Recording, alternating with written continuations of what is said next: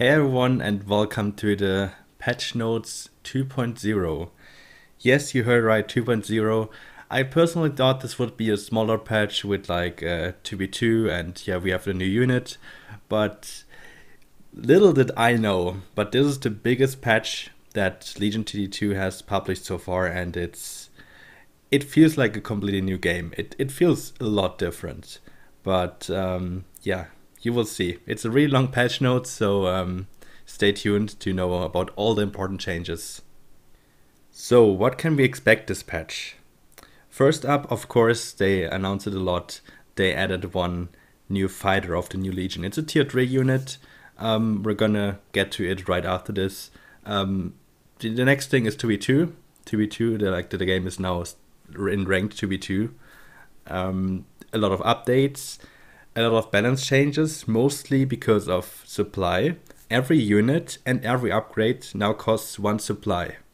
So even a tier 6 costs one supply. If you upgrade it, another supply. Also tier 1, if you build it, supply. If you upgrade it, supply. And what else is new? Abilities. If I counted right, there's 9 new abilities in the game now. So some units got reworked a little bit. For example, I can probably give you what can I tell you? Proton got changed. Tempest and Leviathan got new abilities. A lot of things. So there's that, and more. You better stay tuned, because I can't summarize that because it's simply so much. Stay tuned, and I'm gonna tell you about every single change and what I think about it. So let's start with the new Atlantean fighter, Sea Serpent. Burrows into the ground to catch unsuspecting prey. And its upgrade, Deep Coiler. From beneath ocean seabeds, its tusk can easily pierce a ship's hull. Serpent tier 3. Cost 90 gold, 1 supply. Health 850 swift, 55 pierce. Attack speed 0.9, melee. But the ability is important. Ambush. Starts the battle burrowed and unburrows 3.5 seconds after being aggroed. So this is a unit you build basically in front. And as soon as it gets aggroed, it goes underground. Kind of like the submerge of the Komodo. Oh, I just realized that it's like the Komodo. Oh my god, I totally didn't make that connection until this point. So yeah, like the Komodo in Warcraft 3. And then it starts attacking. So you kind of want to build it really far in front though, because it can, for example, kill the lizards, or in general the backline that there is. It's really good at doing that. Also Swift Armor, pretty nice. I'm not sure if we have any... Okay, we have a pure Swift unit, Berserker, but still pretty good unit. The upgrade, Deep Coiler, costs 185 gold, also one supply, because yeah, they're also part of the supply change basically. Has the same ability, and just stronger, just way more DPS, but a little bit slower, like less attacks per second. And the HP is basically as if you built 3 Sea Serpents. Okay, so to better show you how it works, here's a GIF. It's basically also available in the patch notes thread. I'm also going to link that, of course. And there's also, like, you can also look up all the movements and abilities and everything, because they also included the Sketchfab links. But yeah, here's a GIF, and that probably explains it. Next change, 2v2. All match-made games are now 2v2. If you missed it earlier, check out our 2v2 announcement. For a few weeks, the game will be played on a current map with the right 2 lanes disabled. If 2v2 is fully implemented, we will create a new and improved map that is optimized for a 2v2 experience. If you can queue up for casual games as a party of 3 to 4 and will match you against each other, or you can still play 3v3 and 4v4 in custom games. So that is still there, you can still do that. But match-made games will be 2v2. API and matchmaking updates. So API, you may know, that's a developer thing where websites like OPGG or DotaBuff or whatever they're called for other games get their data, and that's what they are currently working on. So this is basically already they're giving us a little bit. They're just telling us that it's going to be available soon. There's already LTD stats, which shows like match history. Like, I don't know if it's match history, but it shows you like a graph of what your rating is going up and down and everything. So there's probably going to be more websites like that, because soon these websites will have a lot more data available, so they can see like almost every stat and everything that's going on in the game, and that's going to be great. It's going to be great for community-made websites. Matchmaking updates is now faster, obviously, because 2v2. So you only need to find 3 other people instead of 7 other people. But it's also stricter, so that you don't have super unfair games. This will still happen though in really low and really high elo, simply because, let's say 2 players in the top 10 queue up together, then it might not find a match that is exactly like that is suitable. Okay, and then also some restriction updates, but you can read that here. It's not that important. Yeah, but in general, that if a solo duo is 2000 plus, they can't be matched with people or with against people below 1800. And also they are giving some extra weight into duo queuing, which was 20 plus extra weight for the higher rated player, but now it is 50 plus. Still, I think if you have a really good synergy with a friend, that duo queuing is definitely working out. That's definitely really good for you, and it can be very beneficial if you want to climb. Client updates, revamp post-game scores build tab. So you remember the build tab where you basically just had everything you built in the right order and then every wave shown. Now you can basically go for whatever wave you want to and just check the exact build placement. So let's say you sent pretty big on 4, and you wanted to know why the enemy didn't leak. Then after the game, you can actually look up exactly how his build was, how his grid was. Not only the units he had, but also which position he placed them. And yeah, that's going to be very interesting. Also, it shows how much mercenaries he received and yeah, which units he leaked. Next thing up the lists are the game updates. New feature, lane markers. It is now easier to see who lanes belongs to, as well as who is attacking which lane.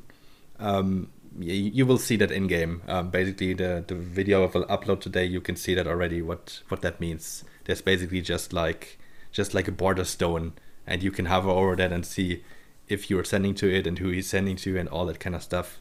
Then pathing and targeting, which is always a maybe. Hopefully, it is better about that.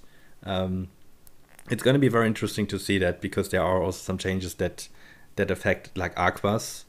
So yeah, so when the target dies, that the units are a little bit smarter about targeting something else.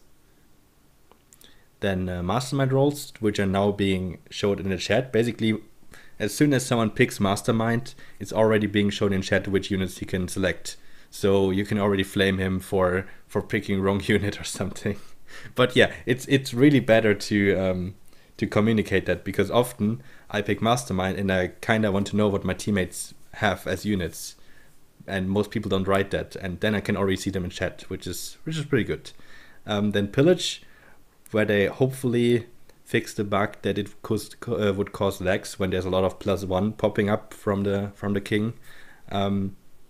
So far it looked good. It didn't lag as much as before, so definitely better, but could also be because of 2v2. I don't know. Then tower graphics.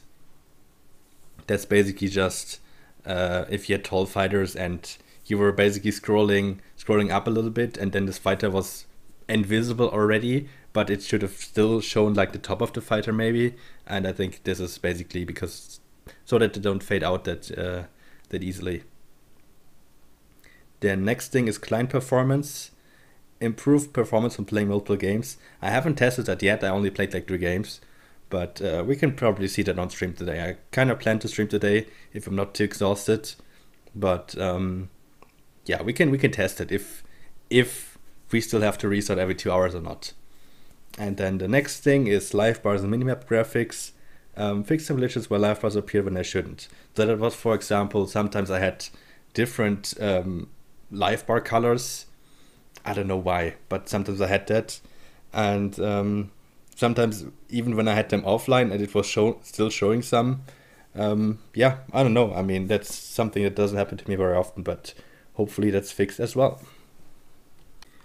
More game updates. Next thing, unit selection. Fix the bug when hovering over a unit would show a semi-transparent selection circle. Camera bookmarks F1 to F8 also work during the night now. They also only work during the day, or well, most of them. But I mean, you don't really need all those keys anymore because you only have 4 lanes and not 8. Then automatic muting. Players who are SIR muted are now automatically muted by all the other players in-game. Other players can then choose to unmute them at their own risk. So basically, if you see someone that is already muted, you can decide yourself if you want to unmute him or not. You can do that by pressing tab and then clicking on the icon that's shown close to his name. Player colors, swap teal and orange to improve colorblind friendliness. So basically, left team is still red-blue, but the right team is yellow-teal now. I will need to get used to that, but I guess it will be fine. It's probably better for colorblind people as well, because they might have problems with orange. I don't know. I have no idea. I'm not colorblind. And the Drake has a new visual effect. It actually breathes fire now. I don't know exactly if I've seen that. I actually didn't pay attention, but I definitely saw Drakes already, and I don't know. I didn't pay attention. Gonna see that, I guess. And then the achievements, you can no longer farm achievements in casual games. Now to the very important chapter, game balance. This is by far the biggest chapter, and we start with aura rework. Fighter auras now affect nearby units based on when they are deployed, instead of based on their proximity during the battle. So they are basically now working the way that the Oracle buff works in Warcraft. So you can get up to 6 units get buffed from 1 unit. Not as many people think. It's like if you build like a cross or like a plus sign, that you have like 4 units buffed, or also not 8 if you build them all the way around, 6. So they have to basically touch the unit, and then all these fighters have the buff all the time, even when the aura unit dies, and the aura unit itself, of course, also has the buff. And the goals of this are to make auras more or less less frustrating. He wrote more or less. That's, I don't know. Less frustrating and more intuitive. Reduce battle RNG. And encourage multiple aura units. I had one game today where I built like 4 or 5 Leviathans. It was crazy. It was a lot of fun though. So this is really cool. And as you can see in this picture with the aura rework, you can make sure now that your Zeus are always in range, basically, because you just have to place them once around it and they will have the buff for the whole time. Legion spells. So since auras got changed, also the Legion spells have to be changed in that way. So they also work the same way. So basically the unit that has the hero or sorcerer spell on itself gives the aura to the 6 units that are around, that are touching it. Up to 6 units. It might not always be 6 units. Sometimes you just have 3 units around that, but all the units that are touching it. Economy. And that's one thing that I didn't mention at the beginning. Worker cost is now 50 gold again. Just like in the early alpha days, workers are back at 50 gold, but also cost 1 supply. So, but of course, you don't just get double Mythium now. The Mythium gather rate is 1 per 10 seconds now for every worker. But keep in mind now that you start with 1 worker which is worth 50 gold instead of 1 worker which is worth 100 gold. So Mythium values are completely screwed over. Everything is different again, and you basically have to almost relearn the game now, because actually it is very hard now to get a Fiend on level 2 at all. So if someone started with 1 worker, there's even with leaks, it's difficult for him to actually get a Fiend. But yeah, a lot of changes, and that's good for some builds, bad for some other builds. Overall, overall you lose income because of this, simply because you don't have that much Mythium gather rate in the beginning, because you only start with a half worker basically. But you can do a lot more, like when you were not sure if you would push or not. Now you can push, and you can still build for like 50 for the remaining 50 gold. So there's a lot more depth behind that, a lot more stuff that you can do. And additional to that, also supply costs got a little bit changed. Maybe they have to change it. I don't know. It's difficult to say. Like the change is now to 40 plus 20 per level. It was 50 plus 25 per level. But yeah, you probably like now when you build workers and you build units, your workers basically take more supply than your units. That's just because at some point you go into like tier 4, tier 5, tier 6 units, and they also cost only one supply, same as like the tier 1 units. But then every worker costs one supply as well, so that's gonna be a problem, and people have to get used to it. So far, Mithium and worker values were rather low. I mean, if you compare it to like the old worker counts. But yeah, we will have to see it. I guess there's still some ways, and maybe they will still change it up a little bit. About income later. At the very end of this, I'm going to talk about income because there's also change to income. But yeah, that's economy for now. So since the game is 2v2 now, they also changed the health values of the king a little bit. It is basically only slightly changed just so the numbers look a little bit more round. So I don't know, they probably changed the values around like 50 HP or something. So not a big change there. But Judgment, the spell, since it's 2v2 now and AoE is not that important with 2 people leaking than it is with 4 people leaking, it got reduced a little bit, so it only costs 7 mana now to cast that spell. Now the supply change that I already teasered. All base fighters now cost 1 supply and upgrades cost 1 additional supply. The goals of this change are make supply less frustrating and more intuitive, reduce the average supply cost of fighters to compensate for the higher supply cost for workers, and make getting supply block less punishing. It's still going to be punishing, but it's less likely to cost you the entire game. Because now basically every unit and every upgrade is worth like the same supply. So if you are almost if you're getting supply blocked, you can still build like tier 6 units and upgrade them and sell your tier 1 units, and you have like the same. It's basically more reflecting now how many fighters you have, and it's not really like some fighters were kind of bad designed with or were even hard to get because of the supply. Let's think of the Doomsday, for example. Millennium cost 3, Doomsday cost 3, so that was 6 in total. Yeah, well, every 15 supply you have to upgrade, so you were just upgrading the whole time. Yeah, this makes it a little bit more intuitive also for new players. I mean, I want to get new players soon, so hopefully this change is gonna be good. It's gonna be very interesting, because for me the biggest problem is that tier 1 units, if you upgrade them, cost 1 supply as well now. So that is, yeah, you have to get used to it. You really have to play some games. Now finally, the unit balance. So we're starting with Element, and we're starting with the first rework. Proton and Atom get reworked.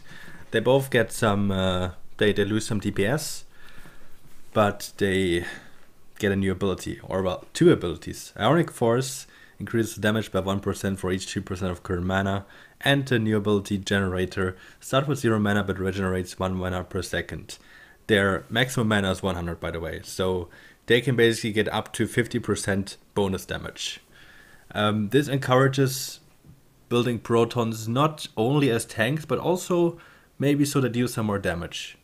So, I mean, they have they have like 200 range or something, so they're not super tanky, so they're not super melee, but if you have other melee units, they will go in front, and the proton is probably going to deal more damage at the end of the fight.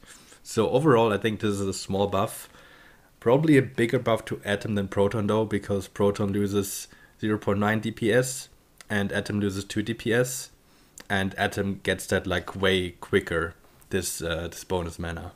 And you can still use them as tanks, so their tank value is basically unchanged. Next change on Element is the Fire Elemental. It gets a big damage buff, but its attacks no longer bounce. Which means if you want to build the Aqua combo now, you gotta be careful. Like the Fire Elemental will still basically ignite a target, but only one, and not a second target. Well, it was also RNG though. If like you basically needed to be lucky to have those both attack the same target and have the same secondary target as well, because the bounces were pretty random. So this probably helps a little bit, but also encourages building 2 Fire Elementals, since they don't have the worst damage. So I think that can work out that you build like 1 Rogue Wave and 2 Fundamentals. In my opinion, good. Also, a small buff on the combustion damage, which deals 100 damage over 2 seconds now instead of 80. And yeah, I think this isn't too bad. Because before the problem was Rogue Wave and Fundamental, they were kinda good in every wave because they had pierce damage and magic damage. Now it's a little bit more difficult on waves that are good against pierce because they don't really necessarily have the full magic damage. If you go for 2 Fundamentals, you will still have the magic damage. You will have way more damage, but you simply need a little bit more to have the full potential now.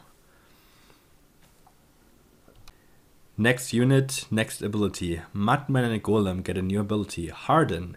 Can be activated during the night to increase damage reduction by 10% temporarily for 1 wave. The following wave, Mudman's damage reduction becomes minus 10%, and Harden cannot be activated. Additionally, also small balance changes to Golem, mostly because of the supply changes. But currently, I don't know if it is a bug, but let's say you build a Mudman on wave 8 and you activate Harden, then it will have the minus 10% on 9, but if you upgrade it to a Golem, you can basically use Harden again.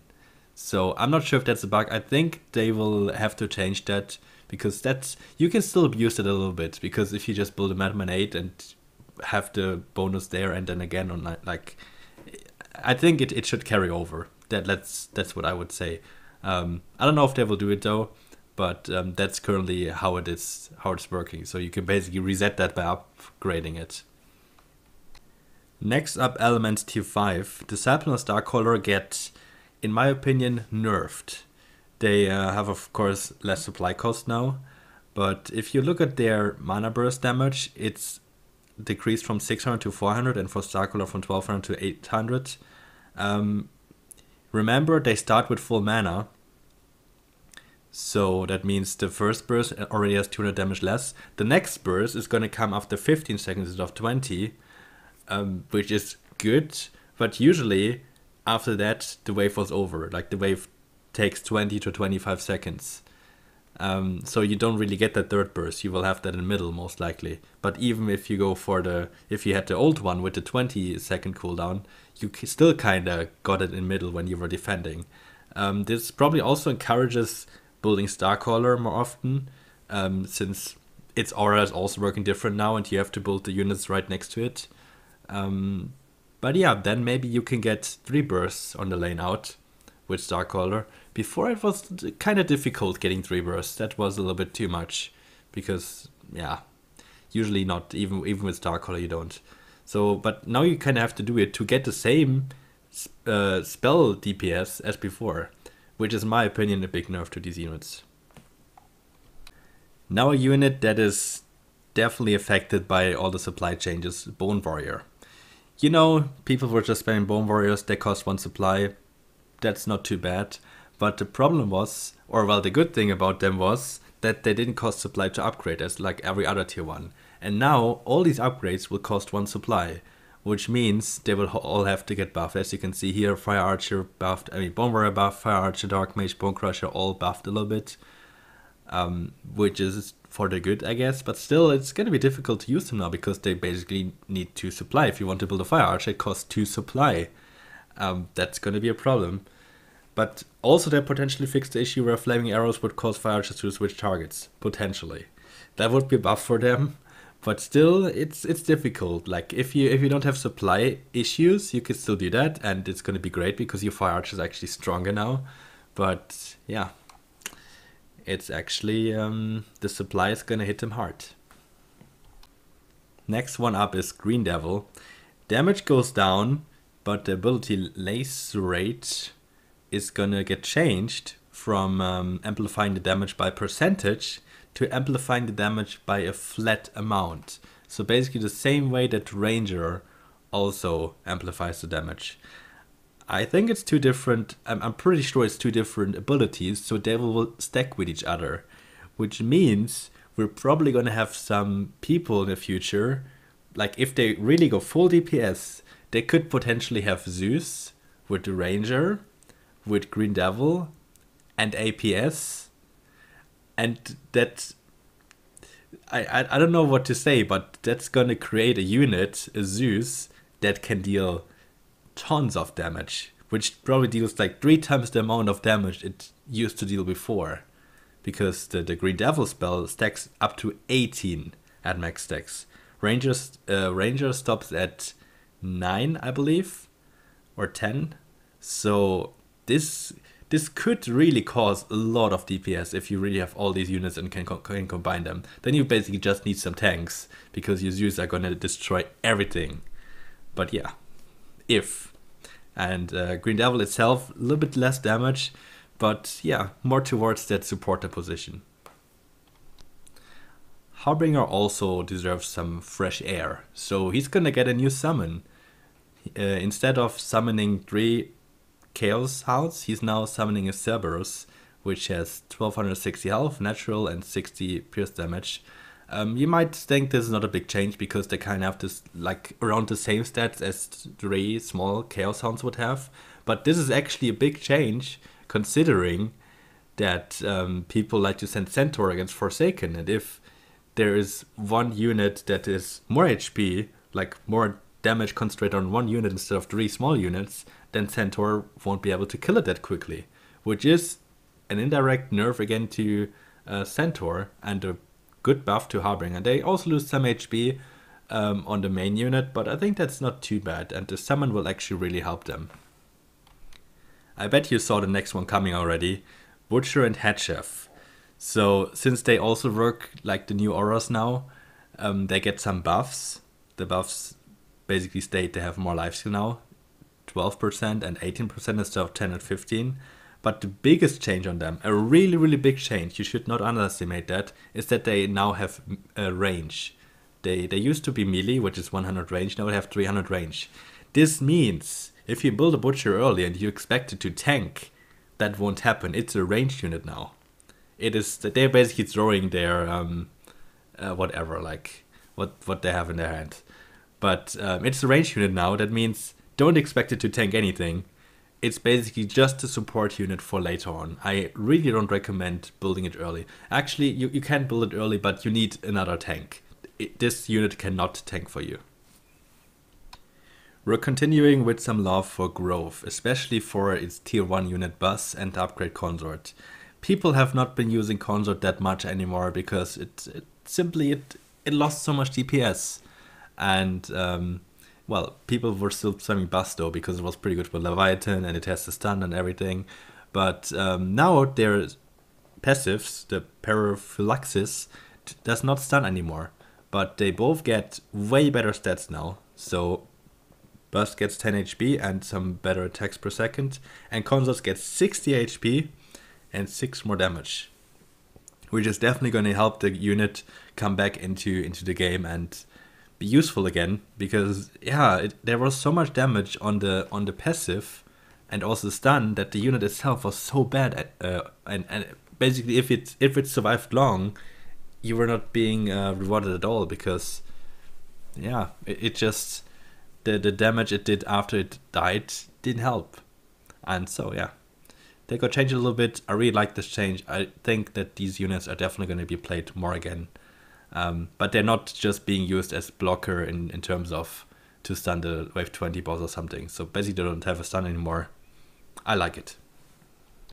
And also the tier 3 is getting changed. Valsham and Canopy get a new spell called Regrowth. So they have way more HP now, way more, but they start at 50% health. They regenerate 0.5% health per second. Why they did this change is people just spam Canopy. It is a pretty solid unit for like 13, 14, 15 to cover those waves. It's super strong. It's also pretty good early. But people are mostly using it as some kind of tank already. And it's more like DPS, but since it's so good against magic, people are just spamming it in front, and it's so good on so many waves. Now they basically start at 650 and at 1800 health. And they need 30 seconds to have like the old health. So basically if they survive 30 seconds, they kind of had the same health as before. 30 seconds is a lot of time though. unless you play cross. So again, they will regen more HP if you play them in cross, because simply it takes way longer for the wave to reach them.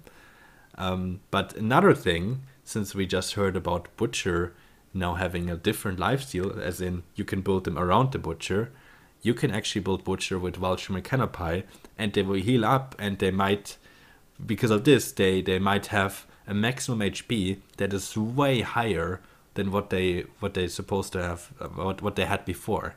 So it can be a big buff if you build up a lifesteal, but then again, keep in mind, Butcher doesn't tank, it's a range unit now. So it's not that easy to play it, but you have the possibility to do that. Next aura change, White Mane.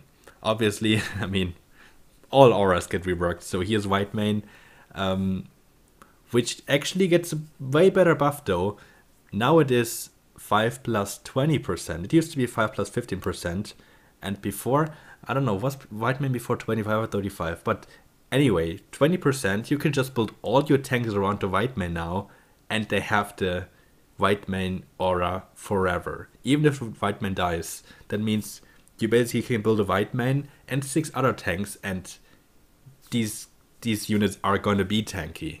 So in my opinion, I'm not sure that it seems, I'm not sure if that was really necessary to buff it that much. I think this is actually making it very strong, because often you're relying on the White Mane that it doesn't get sniped by Forest, for example, because then everyone else lost the damage reduction aura. But now you can just make sure that they will always have it. So in my opinion, maybe a little bit overbuffed. And the last Legion mech is also getting some love.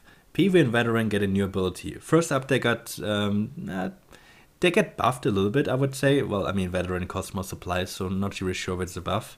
But I get a new ability called Booster and Stimpack. Booster is for PV, Stimpack is for Veteran. Basically, you can pay gold during the night to increase attack speed by 125% temporarily for one wave. So what you can basically do now is, if you think the enemy sent 7, you have a Veteran, you can pay 20 gold, and that Veteran is gonna attack more than 2 times as fast. I just did this, and I think it's a little bit overpowered. The old patch notes I checked, like we were able to see the patch notes like a couple hours earlier. It says 100% there, and I was like, yeah, that's not bad. But now that I played it, and it is 125% now in the new patch notes, is that it was super strong. I held 7 against like 147. That was like a Violet start, and I held 7 because I went for like the Veteran Stimpack ability, and I held super easy. I didn't even have recommend value. It was crazy, and this is really strong. Like, they attack really fast. This basically works the same way that Mutant in Warcraft reworks. If you choose it, that it gets some kind of buff. But yeah, only for 1 round. In my opinion, if you kind of know when the enemy is sending, then this is gold you can invest, which is very good. Maybe not for waves. It's not really good for every magic wave, especially if the veterans tank. But if you build one in a position where it deals some DPS, then it's definitely really good, and especially if that wave is weak against Pierce. Tempest, probably my favorite air unit, gets the attack speed nerf, but a new ability, Anti-Air Turret. Shoots a nearby flying enemy for 5 impact damage every 0.25 seconds. So basically 20 impact damage every second as a bonus damage, which is not bad. But now you might think, okay, wait, what are the flying waves? There's only wave 4, right? No, wave 4 and wave 17. So Tempest is basically a really good unit 17 now. But what we will learn about Leviathan now is something completely different, so stay tuned. Our friend Leviathan, first up, gets nerfed a little bit. Well, health down, damage down, yeah. But the aura, I mean, it's also an aura unit, is now stronger. It does 10 plus 10%. I was like, oh my god, this is such a big bus buff. Bus get better attack speed and everything. Then I remembered, oh wait, you can only build 6 units around the Leviathan that get the buff. So you can't really just spam 30 bus behind the Leviathan now. You basically, you can only build 6 units. So this is not too strong actually, unless you really want to mass Leviathan and build bus around them. But it also has a new ability, Shrapnel. You might know that ability from Warcraft 3 as well. Each attack hits up to 3 nearby non-flying enemies for 30 impact damage. So Tempest got some anti-air ability, Leviathan got some anti-ground ability. So if you are going for like wave 17, then Leviathans are probably not the best unit there because, well, okay, actually they might just hit safety molds or pack leaders or whatever. So I think it's not too bad. But yeah, this unit is more like anti-ground. And I think this ability is, I mean, it gets 13 damage less, but it basically gets plus 90 because of this ability. So I'm not sure if that is really supposed to be like that. I think it's also overbuffed a little bit. I just had a game where I had like 4 or 5 Leviathans. I think you can build even more if you want to. So they feel like really strong. That's just my 2 cents on this. You think I'm missing something? Yes, there's one more aura unit. Mech also has APS and MPS. These units obviously had big trouble because of the supply. APS cost 2 supply, MPS costs another 2 supply as well. And they had big problems with the positioning because it was extremely difficult to really position them right. Now, since they work the way that the Warcraft 3 Oracle works, you can better predict that. So you can build an APS and build 6 U's around that. And now you might think, okay, what about double aura? I mean, you could stack MPS and APS. You can basically build an MPS and build the 6 U's around them. And then on the left or the right side, you could just build an APS. So these 2 Zeus that touch both of them get like both buffs. I think this will more lead towards people just building MPS. And I don't think many people will build APS anymore. I think most people will really just go MPS, like upgrade it. They also got buffed a little bit. They all have the values now that usually melee waves have. And actually it's 16% for APS and 24% for MPS. So maybe APS is still being used, I would say. In my opinion, still probably the best aura unit in the game. Because the value you get around it, like 24% attack speed. I mean, yeah, you really gotta think now what to use it for. So I guess more people will actually use it for their frontline now. As you usually have stronger units in the front. In the back, I mean, there's not too many good DPS units, like big DPS units. Because now you really gotta not think about the mass units, like about how many units you can buff with this. Now you gotta really think, which are my 6 strongest units, my 6 DPS units basically. And yeah, people will have to rethink a lot. And now before we go to the mercenaries, there has been a lot of small changes, especially because of the supply. A lot of things have been changed. I'm just quickly going to show them here. So Windhawk, then we have Firelord Phoenix got adjusted, then we have Nightmare Doppelganger, Lord of Death, Hades, Deathcap, Antler, Banana Bank, Banana Haven, Berserker, Fatalizer, Millennium Doomsday. These units only got changed a little bit. So only stats got adjusted a little bit because they simply cost 1 supply and the upgrade costs 1 supply now. So had to be changed a little bit. Mercenaries. All incomes and bounties increased by 17 to 20%. 2v2 games are faster paced than 4v4 games. Waves last 11% shorter on average. This leads to fewer workers, so we're increasing the income of mercenaries to compensate and encourage more workers. This is correct, although this was not really necessary when we played the 2v2 tournament, like it still worked.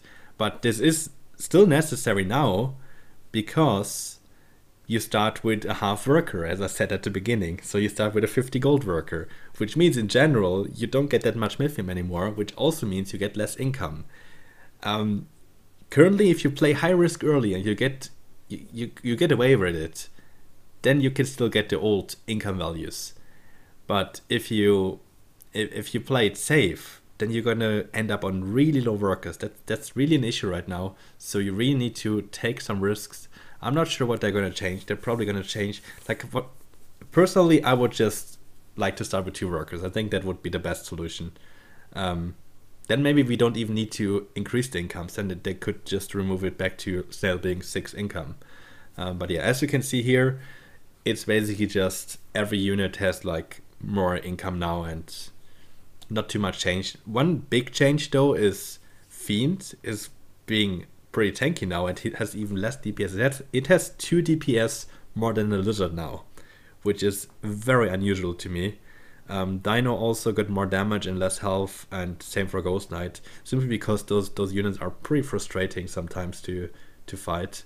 Also Kraken got an HP nerf, but a big damage buff. Overall, yeah, interesting changes, and you should try them yourself. And now the very last change, I promise this is the last change, is about the waves.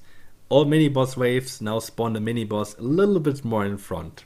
Basically this affects level 5, 15 and 21, so you can better focus down the mini-boss.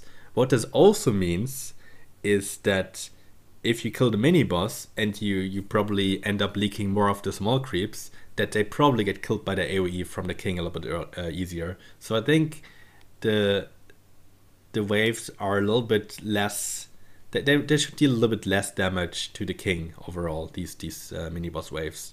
Also level 20 got changed, attack speed got buffed a lot, but it no longer has the immolate ability, basically the bounce. I played the game already, and 20 felt a little bit too easy in my opinion.